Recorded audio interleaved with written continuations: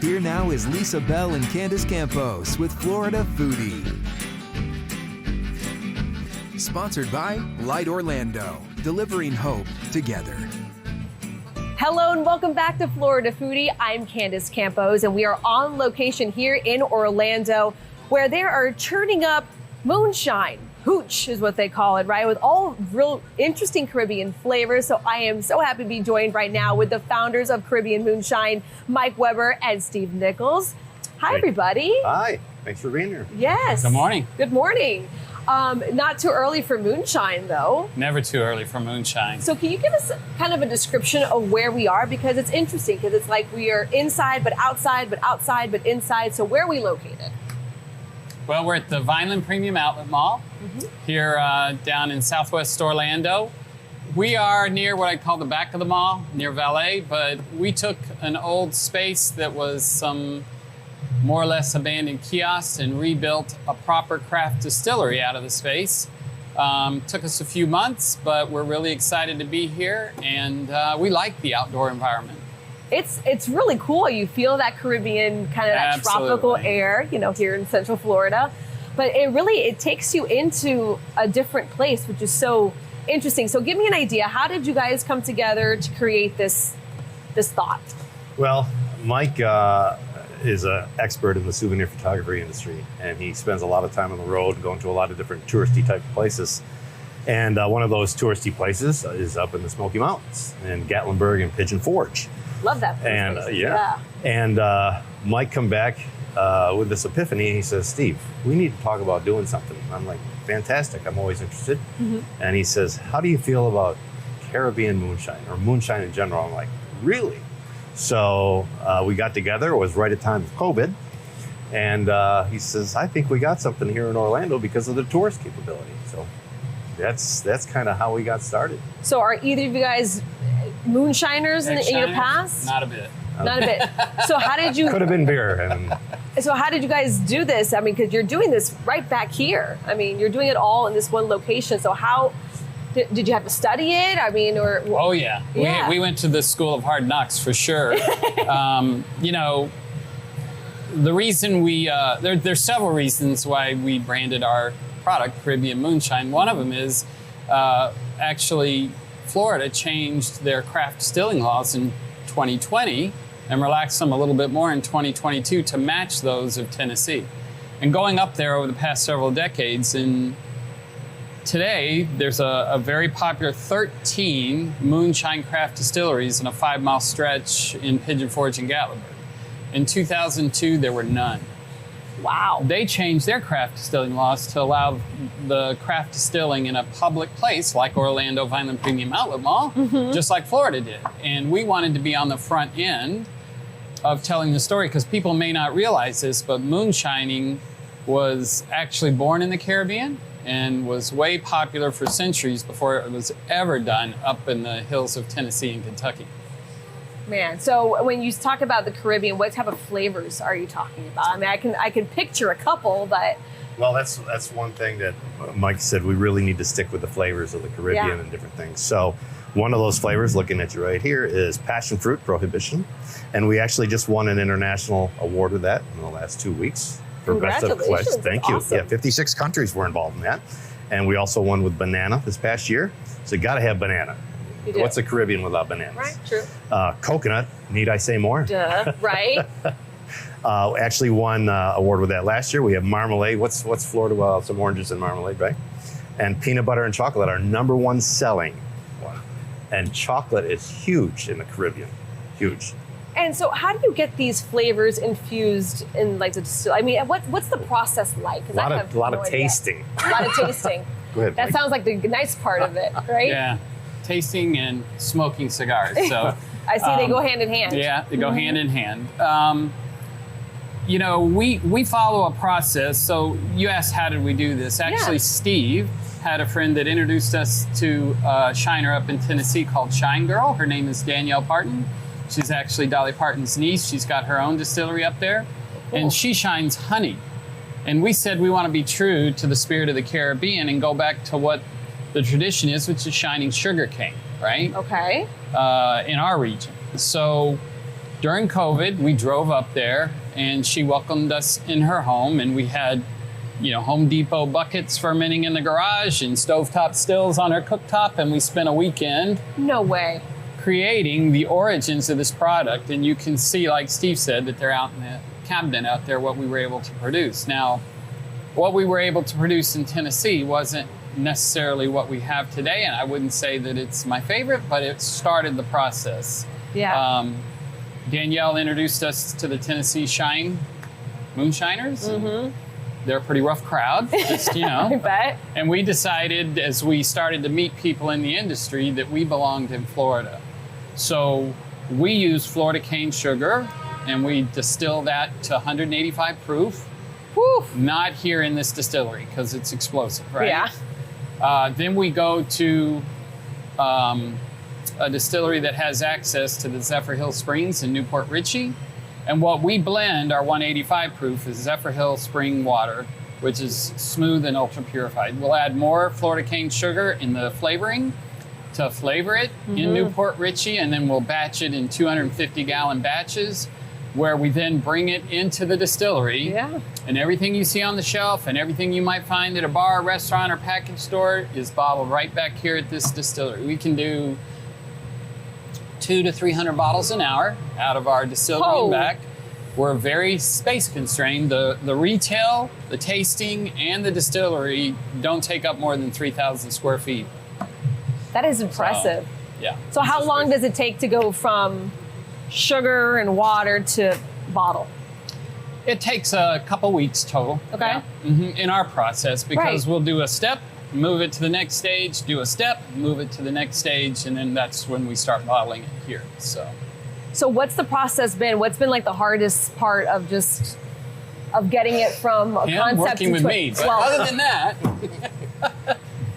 it's like Mike said, the school of hard knocks. It's been a learning curve, but you know what? It's a lot of fun. It's a lot of fun. We meet people from all over the world, because this is one of those shopping centers. People come to Orlando from all over the world. A lot from the Caribbean too, which is cool. Yes, we get a lot from Puerto Rico, a lot from Brazil. But they come in here and they try this, and it's just amazing. Matter of fact, one of the things we feature in our case out there is a lady come in, and she says, "I'm from Barbados, and I want to try the rum because, rum in Barbados, that's where it comes from." Okay. Yeah. So she tried our flavor. She said, "This is amazing."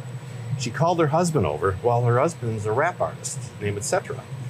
And he come over after a long day at Disney with the kids, and he was tired and he didn't want to move, but he did. Yeah. And when he come over here, he was blown away, so much so that he invited Mike and I out to the Grammys for his release of his album. No. Sagittarius. Yes, so you'll see that out there. Yeah. we were in the same Paramount studio where the Jackson 5, amongst others, recorded ABC, serving Moonshine to a bunch of Grammy people. That is awesome. Yeah, it was pretty cool. It's amazing how the process takes you from one thing to another. But I mean, from Barbados, they know their flavors, and they That's actually the origin of moonshine, is from the island of Barbados. Is it really? Yep. First written record is from 1650, where the British saw the slaves boiling the sugar cane after work into just a crude alcohol that in their language they called rum bouillon. And then when they figured out what they were doing, the British made proper distilleries and shortened that word to rum. And that's where rum comes from. In the 17th and 18th century, rum was the leading commercial commodity in the entire Caribbean economy. So do you think with all of the kind of loosening up of some of the rules, you think that there'll probably be more distilleries? 100%. Yeah. Yeah, and, absolutely. Mike touched on something back in 1650's first written record. Well, we have exciting news because our spiced rum, 1650 spiced rum, is almost ready for release. There you go. 80 proof. It's amazing. Been taste testing it here, and everybody's like, I'm not allowed to taste test right now, but I will later. So what's your favorite flavor? I feel like yours is the peanut butter and chocolate. Just because I got chocolate on the corner. Well, no, just the way you talk about it seems like you're talking about your favorite child. But well, I like it only because I have a sweet tooth. Okay. And I love Reese's Cups, so this is Reese's Cups melted. It's awesome. It's awesome. And I mean, they're all great. I love coconut. We do a lot over at Epcot with coconut. Mike? It depends on the time of day and what I'm doing, right? Oh, the time of day. You know, in the morning, I like my peanut butter and chocolate with my coffee. Or after dinner, I like my peanut butter and chocolate with a little cream as a mudslide, right? For dessert. But if I'm going to make a pina colada, I'm going to use banana because it just smooths it out, right? More so than even the coconut. And if I'm in a hurry and I just want to get out to the boat, I'll just pour a little marmalade over ice and head out. So, you know, they're all very versatile. You just need them in a little flask throughout the day. Yeah. Of kind of what you're... And we sell flask, just so you know. There you go. I had no doubt. So what's next? I mean, Well, Steve alluded to, we will be expanding the brand, right? Yeah, the spiced. So these are all flavored 50 proof. I think one of the key tenets that we wanted to make sure we brought to our distillery was something that was very delicious and drinkable. So we have a host of cocktails that you can make with these. We actually provide mixology lessons. So you can sign up on our website, CaribbeanMoonshine.com, and you can come in and you can pick your favorite flavor, and we'll give you all the ingredients and we'll teach you how to make 2 cocktails off of our list of recipes that we have for each flavor. Because people are like, oh, this is great, it's easy to drink, but what do you do with it? What do you do with it? Right. Yeah. That's always my first question. Yeah. So we show people, but we do have, in our case out there coming soon, a new flavor called Key Lime Concoction, which we think is amazing. And then to Steve's point, we're going to go ahead and bump it up to the 80 proof spiced rum with our more formal 1650 premium spiced rum. Nice. So. And, you know, you kind of talked about the mixology class, but you also have some pretty cool tours, which, you know, I'm always down for a date night or a little, you know, girls' night out kind of thing, or girls' day out. There's some kind of fun things you can do right here. Yeah, and to Mike's point with the mixology, we can actually bring mixology events to you. So what we do is we're doing more events. So if you have a group of people, friends, or associations, we do events. We'll bring them to you along with the mixology events. We're going to country clubs and clubs, 55 plus communities. We'll bring a mixology class right to you. So that's kind of fun. And the tours are awesome. Now, what do they entail? So the nice part about the tour is you come in, you get a little history lesson on us. Then you get a tasting of all 5, soon to be 6 flavors. Yes. You also get a wonderful cocktail of your choice. And then we take you back into the distillery. And if you get our special premium tour, you get to bottle your own moonshine. Ooh. You get to bottle it. And I don't know many places in Orlando that bottle their own product. So let the public bottle their product. So we're standing here, but kind of give us an idea of what the distillery has to offer. What does it look like? What's the process like back we there? can go back there, you know, but you do everything. So we have the product in big 250-gallon vats. We have to pump it into a filler. So you'll be able to take a clean bottle. You'll be able to fill your own bottle. Then you have to cap it, right? Right. Then you have to label it. Then you have to seal it. And the final touch is, thanks to the Rebus brothers, we have an amazing bottle engraver. You're allowed to take your bottle and put it in a commemorative engraving on your bottle of your choice, right? Oh, yeah. So that is awesome. You leave the tour with your own custom engraved bottle of moonshine that you personally crafted. That is awesome. So it's a lot of fun. People enjoy it, right? I mean, at the end of the day, it's like you can go to any place and buy yourself a bottle of whatever, but at the end of the day, you also go for that experience, right? Exactly. There's one of those things that I feel like nowadays there's been a big shift to not just monetary things, you know, but also getting that experience, getting that fun in. Yeah. And here in Central Florida, I feel like there's so much of that you can do. And this is it's very unique, though. I haven't heard about this. And very you know, often. We're open to, we have people come in here all the time with their affinity groups. We go to communities, apartments, stuff, but they come here and they host their events, right? So we're open to hosting events, and obviously the moonshine makes a great add-on to whatever kind of event reading clubs, you know, bingo nights, whatever. Yeah. So. That's one way to really spice up a bingo night. You know what I mean?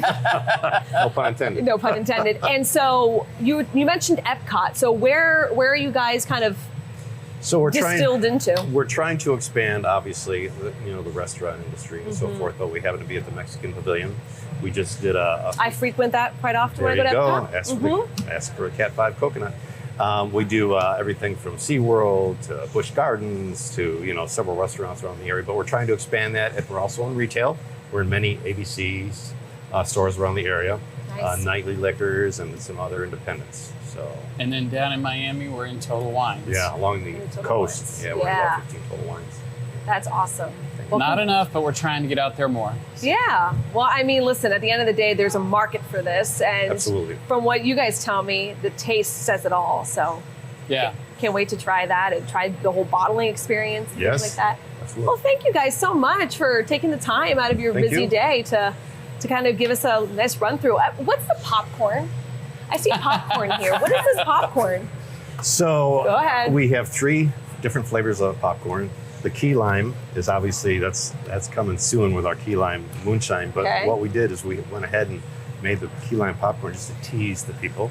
And then we have a peanut butter and chocolate popcorn. And this is all kid friendly Yeah. because you're just putting the flavoring of the Got moonshine in it. it, so it burns off, so there's no Gotcha. alcoholic content. And we have an assorted, which consists of all of our flavors. Yeah. Whose idea was that? Sweet tooth. Sweet tooth. that answers the question. And we don't, if you're hosting an event, we have partnered with Sweetness Bakery. And Anise actually uses our moonshine and she'll bake it into shine cakes. Our shine So cakes are to die for. Shine cakes. She can make shine cakes with all the flavors. We've done them for attractions like Gatorland, Yeah. Experience Kissimmee. They're delicious. They're amazing. That's amazing. Yeah. Well, congratulations. It seems like this is such a hit, and Thank good you. luck on the next flavors. Yes. Yeah. We'll call you. All right, deal. Well, thank you guys so much. I really appreciate you. it. Cheers. Thank you. Appreciate Thank it. you. Thank you for listening to Florida Foodie. We'd also like to thank our guests, Steve Nichols and Mike Webber. You can find their business online at CaribbeanMoonshine.com. You can also find it on Facebook, Instagram, and TikTok. Be sure to follow Lisa Bell online. Search Lisa Bell News on Facebook and Instagram. You can also find Candace Campos on social media. On Facebook, search Candace Campos News 6. And on Instagram, search Candace Campos WKMG. Also, a big thank you to our entire production team. I'm the show's producer, Thomas Mates. Please take the time to rate and review us on Apple Podcasts and Spotify or wherever you stream podcasts. And you can find videos of all of our podcasts on clickorlando.com, and on YouTube, just search for Florida Foodie.